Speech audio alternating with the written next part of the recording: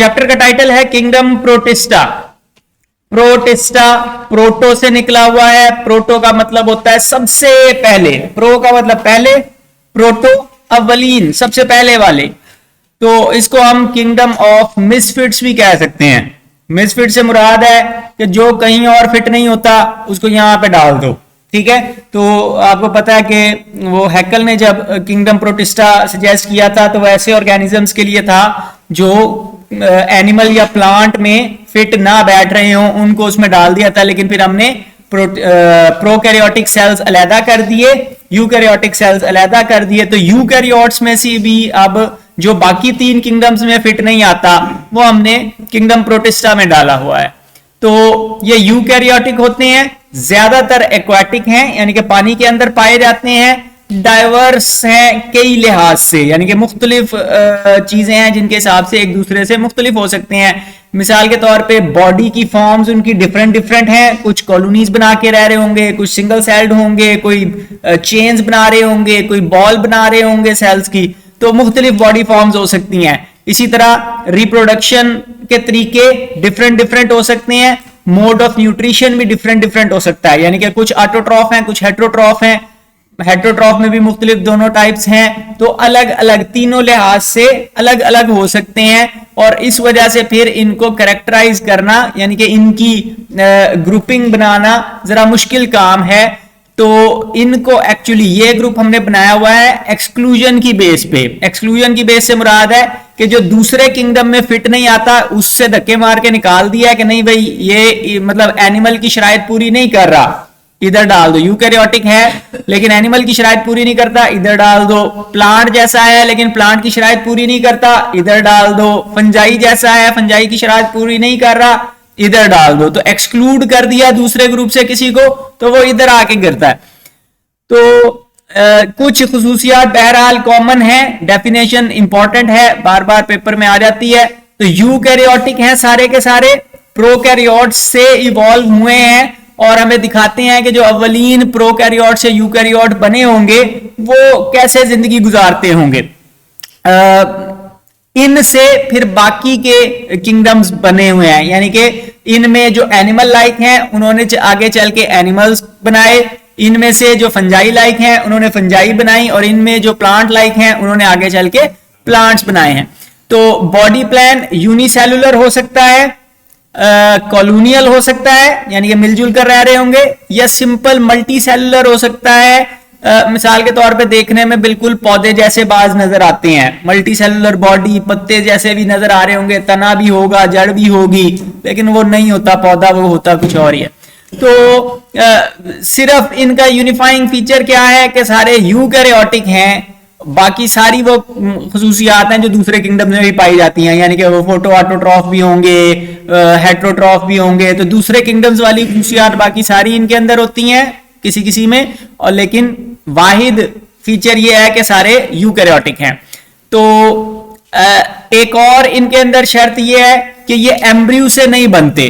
Plants और animals अमूमन embryo से या ब्लास्टूला से बनते हैं, यानी कि एम्ब्रियो क्या होता है, एक छोटा सी फॉर्म होती है यानी कि बॉल ऑफ सेल्स कह लें, और उसके अंदर डिसाइडेड होता है कि इस हिस्से ने आगे चल के ये बनाना है, इस हिस्से ने जड़ बनानी है, इस हिस्से ने तना बनाना है, ठीक है। या ह्यूमंस के अंदर इस हिस्से ने ब्रेन बनानी है, इस हिस्से ने टांगे बनानी है, या स्किन बनानी है, या पेट बनाना है। तो वो डिसाइडेड होता है वहां पे, मतलब एक स्टेज ऐसी लाजमी आती है लाइफ में कि एक बॉल ऑफ सेल्स बनती है और वो आगे चल के फिर बॉडी का पूरा प्लान सेट करती है। तो उसको हम एम्ब्रियो कहते हैं। तो प्लांट्स और एनिमल्स एम्ब्रियो से बनते हैं, आगे ग्रो करते हैं, लेकिन इनके अंदर एम्ब्रियो नहीं बनते। सेक्सुअल रिप्रोडक्शन हो भी तो एम्ब्रियो नहीं होता। तो ये भी एक इनकी खासियत है। जॉन हॉग ने सजेस्ट किया था कि जी क्या उसको कहते हैं, माइक्रोस्कोपिक ऑर्गेनिजम्स को इसमें रख दिया जाए। अर्नेस्ट हैकल ने कहा कि बैक्टीरिया वगैरह को और दूसरे माइक्रोब्स को जो कहीं पे फिट ना होते हो वो यहां पर डाल दें, यानी कि प्लांट या एनिमल की डेफिनेशन जो 2 किंगडम क्लासिफिकेशन में थी तो उसमें अगर फिट नहीं आ रहे तो उनको इसमें डाल दें। लेकिन बाद में यानी कि उस वक्त इसके 2 ग्रुप बनाए हुए थे, बैक्टीरिया मतलब इसके आगे से 2 ग्रुप बना दिए, बैक्टीरिया को एक ग्रुप में कर दिया और यूकैरियोटिक वालों को दूसरे ग्रुप में किया हुआ था।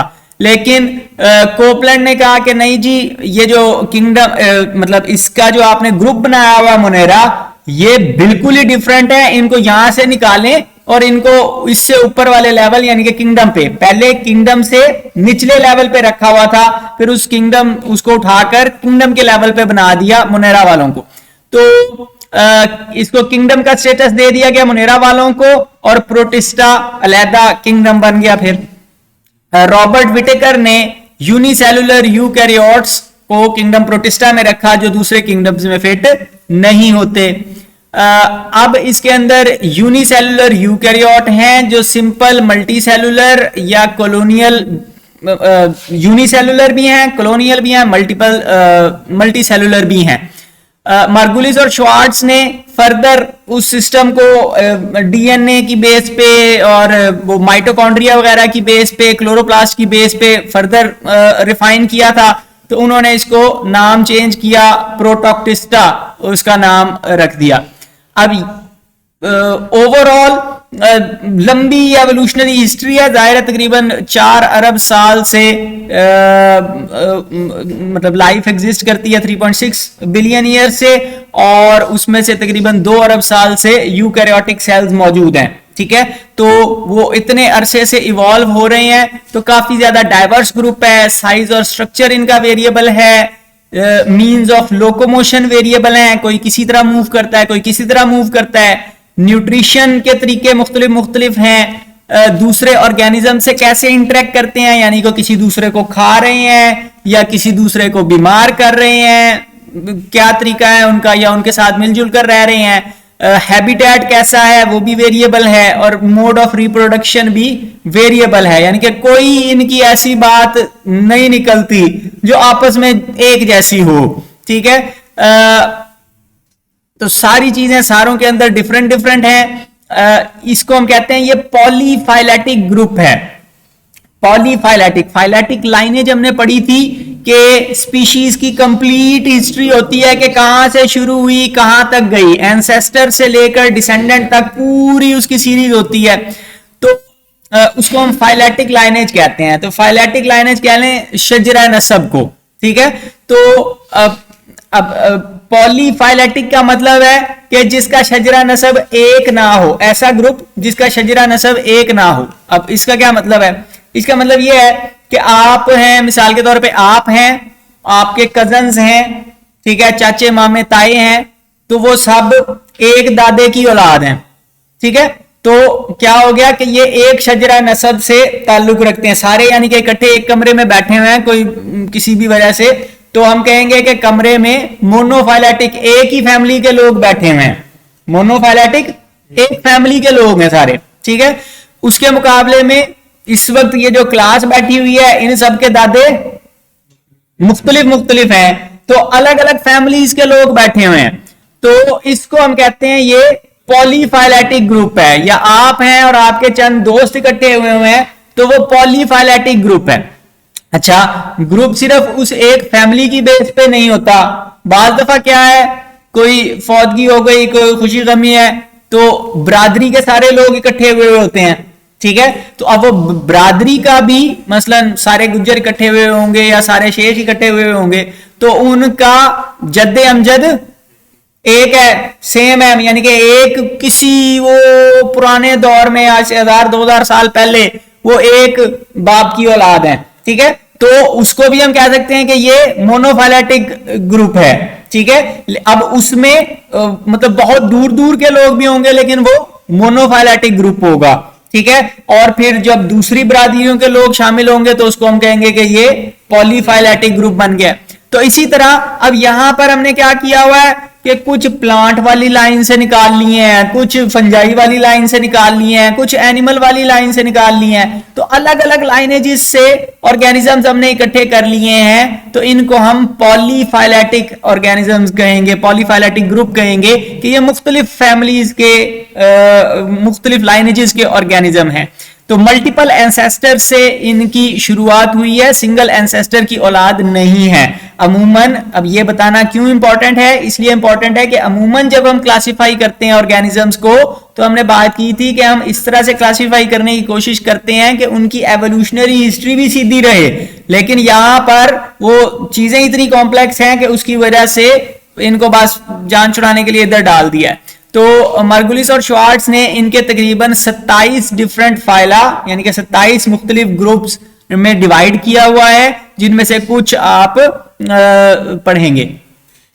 तो 4 मेजर ग्रुप्स में हम इनको डिवाइड करते हैं। अब ये सवाल कई दफा पेपर में रिपीट होता है। और तो एनिमल लाइक प्रोटिस्टा है, एनिमल लाइक प्रोटिस्टा को हम प्रोटोजोआ कहते हैं। प्रोटोजोआ मतलब पहले एनिमल्स, प्रोटोजोआ, प्रोटो मतलब पहले, जू मींस एनिमल के लिए। इसी तरह यूनिसेलुलर प्लांट लाइक प्रोटिस्टा हैं, यानी कि पौधों जैसे हैं और यूनिसेलुलर हैं। इनके लिए हम वर्ड यूज करते हैं कॉमनली एलजी का, ठीक है। फिर इसी तरह multi cellular plant like protista हैं, उनके लिए भी हम एलजी का वर्ड इस्तेमाल करते हैं। और फंजाई लाइक प्रोटिस्टा हैं, ठीक है, जो फंजाई जैसे लगते हैं। अब फंजाई लाइक प्रोटिस्टा की बुक में 2 हेडिंग्स बनी हुई हैं, ओमाइकोटा और मिक्सोमाइकोटा, ठीक है। तो आप मतलब प्लांट लाइक को अलग अलग ना करें, प्लांट लाइक को एक में कर दें एलजी, और ओमाइकोटा और मिक्सोमाइकोटा कर लें तो भी 4 ग्रुप बन जाएंगे।